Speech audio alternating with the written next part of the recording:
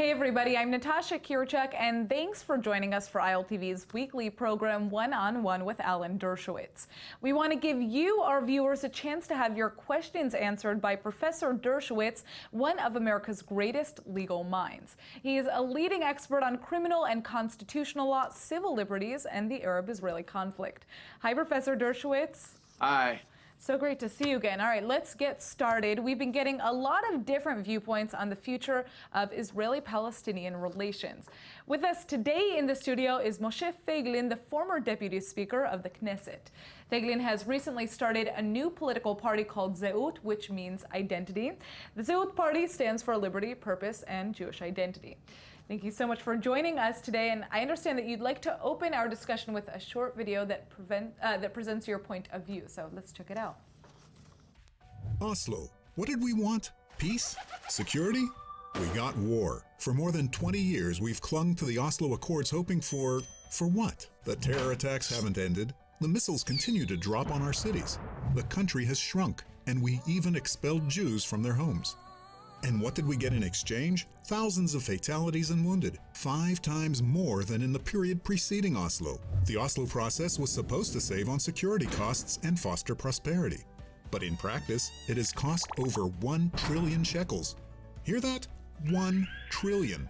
In January 2014, Dr. Ron Pundak, one of the architects of Oslo, admitted, peace is not the goal. It is the means of Israelization of Israeli society instead of its Judaization. Get it? We're not paying the horrific price of Oslo for peace or security, but to settle the internal battle over Israel's national identity, to make Israel a state of all its citizens rather than a Jewish state.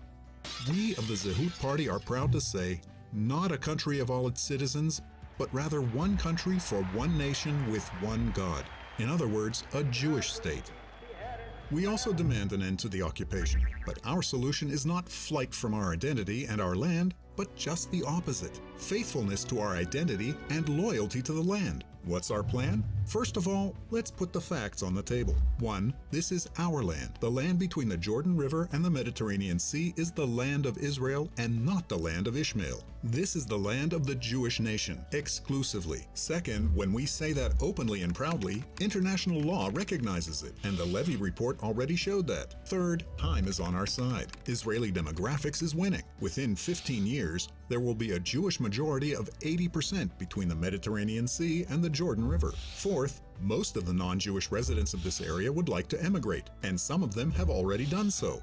So Zeut proposes a multi-stage plan: nullification of the accords and restoration of the judicial status to its pre-Oslo state. Terrorists will be offered the option to withdraw without bloodshed, just as the PLO retreated from Lebanon in 1982. The IDF will reassert control over the entire area just as it did in Operation Defensive Shield. And the State of Israel will exercise full sovereignty over the entire country. No entity other than the IDF and the Israeli police will bear arms anywhere between the Jordan River and the Mediterranean. And what about the non-Jewish residents? They will be able to choose between 3 options. We will help those residents who are interested to sell their property and to emigrate to wherever they wish. Those who stay and openly declare their loyalty to Israel will receive permanent resident status in the country of the Jewish people, just like residents of other Western countries. The few who wish to become loyal Israeli citizens and serve in the army, like the Druze community in Israel, for example, will be able to receive full citizenship following a lengthy and in-depth examination. As soon as we, as Jews, determine our identity and stop acting like conquerors in our own land, the world will follow suit, leave the conflict behind, and accept our legal sovereignty. Does anybody remember that the world opposed the establishment of Nahariya, which was outside the borders of the partition plan? Does anybody remember that the left opposed the establishment of Carmiel? Does anybody remember the staunch opposition to Israel's bombing of the Iraqi nuclear plant? And today the world only thanks us for it. The center of Israel will be open for settlement, construction, and economic development, and we won't bequeath the problem of territories and terror to future generations. Instead, Israel will be a sovereign, secure, and prosperous state. Zeut, liberty, purpose, and Jewish identity. All right, Professor Dershowitz, would you like to respond to that video? Well, Israel's a democracy. Everybody has the right to express their point of view. If I were an Israeli, I would strongly oppose these principles. The last thing I think Israel needs is yet an additional political party that focuses on one God and focuses on Jewish identity and basically declares that non-Israeli, non-Jewish Israelis are second-class citizens. I think this is a deeply, fundamentally flawed approach to Israel's future, but let him present it in the marketplace of ideas where I hope it will be soundly rejected. Mr. Feiglin, a response to that? Well, hello, Alan. It's nice to meet you. Likewise. Even though it seems like you're not going to join my party. But of course, I don't agree with anything you just said. When we said one God, we meant Jewish state, and we specifically explained that. You know, I thought to myself, I heard your interview with Daniel Simon before, in your last show. And in 1996, after Shimon Peres lost the election to Benjamin Netanyahu, Daniel Simon interviewed Peres. He was a reporter in Haaretz magazine at the time. And he asked Shimon Peres a very interesting question. He said, "Who won the election?" And Shimon Peres surprisingly answered Daniel Simon, "The Jews. The Jews won the election." And Daniel wanted to make sure he understand the answer. So he asked again, "And who lost?" And Peres said, "The Israelis." I remember this story because, you see, Alan, we should realize that the conflict is not between Israelis and Palestinians, Jews and Arabs. It's an inside conflict between the Jews and themselves about the identity of the state. And if you watch the movie, the architect of Oslo, Ron Pundak, said it openly. It was not about peace. It was not about security. It brought on us exactly the opposite. It was an attempt to win the identical war, the war about the state identity. Is it going to be a Jewish state or a state of all its citizens? Now, those territories are the cradle of the biblical land. We cannot be a real Jewish state when we ignore those territories that carry our heritage, our history. I'm talking about the Temple Mount, the tomb, Me'arat HaMachpelah, Hebron, and all these sites that are, most of them are behind the Green Line. This is our land. This is our identity. This is the real story here. Now, look, the worst thing that ever happened to Israel was when the Grand Mufti of Jerusalem turned the Israeli-Arab conflict from a conflict over land and politics into a conflict over religion. Hajj al-Husseini said, basically, this is a conflict between Muslims and Jews. That was a terrible, terrible statement, and it was the fault largely of the British, including Samuels, a Jew, who elevated Hajj al-Husseini into a position of great power and authority among the Palestinians. Husseini then, of course, supported Hitler and the Nazis, and really that is the root of the conflict. I do not see this as a conflict between Jews and Muslims, and here I'm going to surprise you. I don't like the term Israel as a Jewish state. I much prefer the term Israel as the nation state of the Jewish people. I don't think Israel should be a state based on the Bible any more than I think Palestine should be a state based on the Quran. I think states should be secular.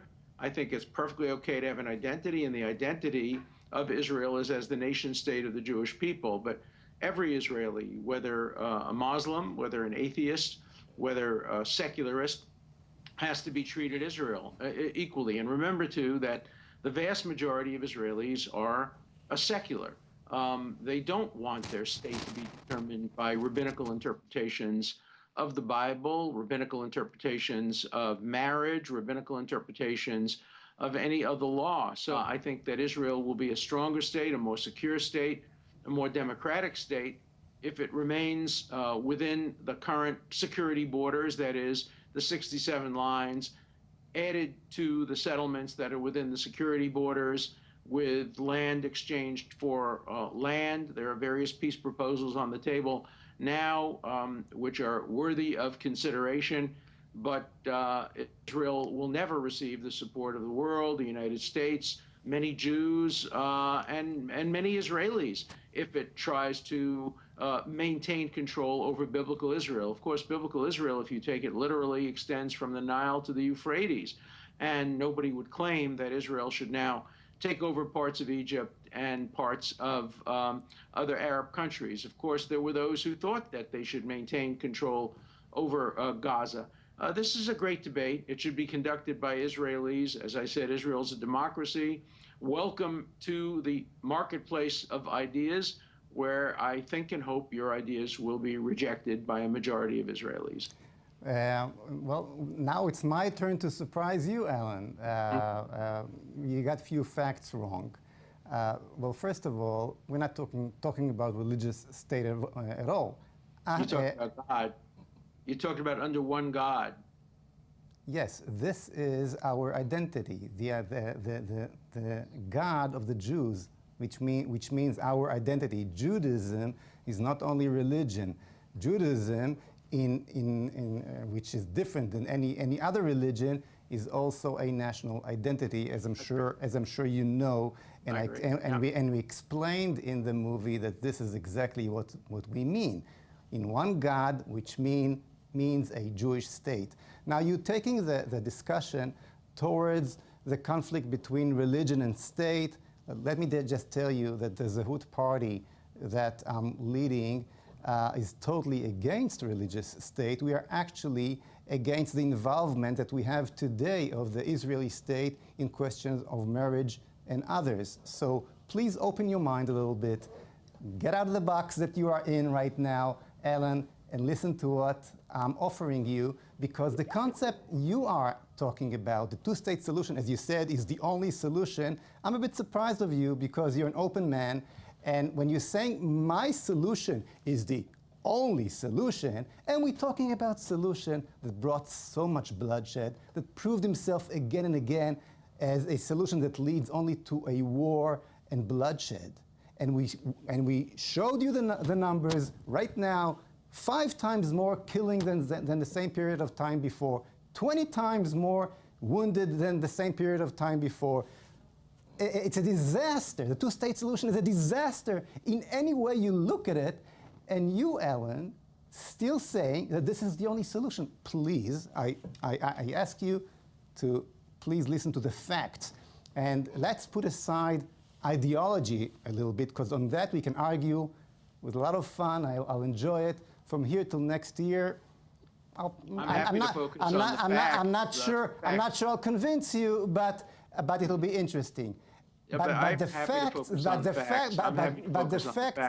facts are very simple. Well, yes. I think there's no greater invitation to warfare than to declare that the Temple Mount is Jewish and Jewish alone, that Hebron is Jewish and Jewish alone, that Israel is a biblical state founded on one God, rejecting Allah, accepting the Jewish God. This will guarantee a war between Israel's less than 10 million citizens and Islam's more than 1 billion citizens. That's the last thing anybody wants. I think what Israel wants is peace with the Emirates, continued peace with Jordan, peace with Egypt, hopefully maybe even a rapprochement with Turkey. But the last thing Israel needs today is a war between civilizations or a war between religions, whether you define Judaism as a theological religion or as a nationalism or as a combination of the above. Turning the conflict into religious conflict or even an ethnic conflict is a serious mistake, because those kinds of conflicts result in 300-year wars, not 4 or 5-year wars. I think that the issue has to be seen as a political dispute. Political disputes are subject to compromise. Compromise means giving up certain rights that you believe strongly you have. I believe that Israel and the Jewish people belong in Hebron. It's the birthplace of Judaism, but I also believe that pragmatic considerations require compromise. And the proposals that you make are much less susceptible to compromise. And for me, the essence of coexistence in the world is compromise, making, as Prime Minister Netanyahu put it, painful compromises on both sides. The tragedy is that the Palestinians, up to now, have not been prepared to make the kinds of compromises. The failure of Oslo really took place in two venues. One, the assassination of Prime Minister Rabin, and second, the rejection by Arafat of the Ehud Barak and Bill Clinton proposals for a two-state solution in 2000, 2001, followed by the Intifada. So you can explain the increase in terrorist deaths in many different ways. The fact is there has been an increase. Explanations vary, but I do think that resolving this as a political dispute requiring compromise rather than as a religious dispute between a Jewish state and a Muslim state is much more promising for peace and much more promising for acceptance of Israel by the international community. Thanks, Professor, and thanks to you, Mr. Feiglin, for coming in. We now want to turn to the recent development that our viewers are interested in hearing about, the meeting in Washington between President Trump and Palestinian President Mahmoud Abbas. Professor, what is your take on this? Where are we headed next? Well, I think that President Trump is very anxious to bring about a deal, but I don't think anything particularly new came out of the Abbas visit. He was not willing to state categorically that the PLO or the Palestinian Authority would no longer give bonuses to families of people who killed Jews, both Israelis and Americans. I know that was something that President Trump was anxious to get him to renounce. He didn't renounce the incitement. He was not prepared to say that there should be two states for two people, one a nation state of the Jewish people, the other a nation state for Palestinian Arabs. So I don't think we saw very much new. I think this was just an opportunity for President Trump to eyeball the president of the Palestinian Authority and to see what kind of a relationship they could have. I suspect that behind the scenes, there must have been some more demands made of the president, and we, of course, don't know what the response was. But for there to be a deal, both sides have to, as Prime Minister Netanyahu put it repeatedly, both sides have to make painful compromises. The compromises can't just be demanded of Israel. They have to be demanded of the Palestinian Authority as well. So I wait with bated breath for them to sit down together and negotiate and come to a resolution. I think that President Trump may be the right person to bring them together because he's less ideological and more pragmatic and really wants a deal. But look, presidents before him have tried. They've come awfully close, but never has there been a real deal, certainly not since Oslo, which is many, many years ago now. All right, well, you already answered my second question for you. So let's turn to another question, this time getting away from the Middle East. John Capello is a former U.S. Air Force pilot who now works for a prestigious Washington think tank. Let's hear from him. Hi, my name is John Capello. I'm presently a senior fellow with the Foundation for Defense and Democracies in Washington. Greetings from sunny Tel Aviv, where I was also the former air attaché attached to the U.S. Embassy here in Tel Aviv. What I'd like to ask you is about North Korea, the situation there in Korea, and was wondering what your take is with the current situation and whether you see any opportunities or what you see as the current challenges right now. Well, first, I never like to correct Natasha, but she said, let's move away from the Middle East. North Korea doesn't move away from the Middle East. The issue of North Korea directly involves the Middle East, because one would have thought we would have learned the lessons of North Korea before we made the terrible deal we made with Iran. With North Korea, we made a deal that was in some ways similar, and President Clinton announced that that North Korea would never be allowed to develop nuclear weapons, and look what happened. So I think that North Korea has taught us a great deal about how we have to implement the deal with Iran. Remember, the deal with Iran does say that Iran reaffirms that under no circumstances will it ever seek to develop or acquire nuclear weapons. That has to become the foreign policy of the United States. It is certainly the policy of Israel already. And there has to be legislation enacted now saying that if Iran ever seeks to develop or acquire nuclear weapons, the President of the United States is authorized to take whatever action, including military action, is necessary. What we've learned from North Korea is once a country has a nuclear arsenal, we have very little leverage over them. There's very little we can do because they can threaten nuclear annihilation of neighboring countries like South Korea, Japan, and other places. And they're trying to develop a delivery system that could reach the United States. And the United States simply cannot allow that to happen any more than either the United States or Israel could allow Iran to develop a nuclear arsenal, since already Iran has a delivery system. That's the big difference between North Korea and Iran. So at this point, we're stuck in North Korea. We can negotiate, we can sanction, we can try to get China involved, we can try to get Japan involved. But in the end, they hold the most important card. That is, they hold the nuclear weapon card. And we can never allow that to happen again. We made a terrible mistake allowing Pakistan to develop nuclear weapons. That was some ways understandable because India had nuclear weapons and the two of them are in a face-to-face conflict. But of course, Pakistan's nuclear weapons could someday fall into the hands of terrorists. And North Korea is such an unstable country that the idea that it is one of the handful of countries in the world that has a nuclear arsenal is frightening indeed. So I hope the president does whatever he can to constrain and contain North Korea's nuclear arsenal. But with Iran, containment and constrainment will not be enough. Remember, too, that it was an Iranian leader who said that if Iran develops nuclear weapons and drops a bomb on Tel Aviv, it will end Israel, because Israel is a one-bomb nation. And even if Israel retaliated and killed 20 million Muslims, he said, this was Rafsanjani, the more moderate person who recently died. Rafsanjani said the trade-off would be worth it because essentially it would destroy Israel and Islam would survive. So for religious fanatics who see the Israel-Palestine and Israel-Arab and Israel-Muslim conflict as a religious conflict, to give their leaders, their mullahs, a nuclear arsenal would be an absolute disaster and an existential threat to Israel. So let Korea be a lesson to the world that no other irresponsible country should ever be allowed to develop nuclear weapons. All right, Professor Dershowitz, I'd like us to turn back to Jerusalem now. How do you see the recent UNESCO decision downplaying Israel's connection to Jerusalem, if at all? Is the cup half empty because the UN is continuing to make these resolutions against Israel, or is the cup half full because fewer countries actually supported this very decision?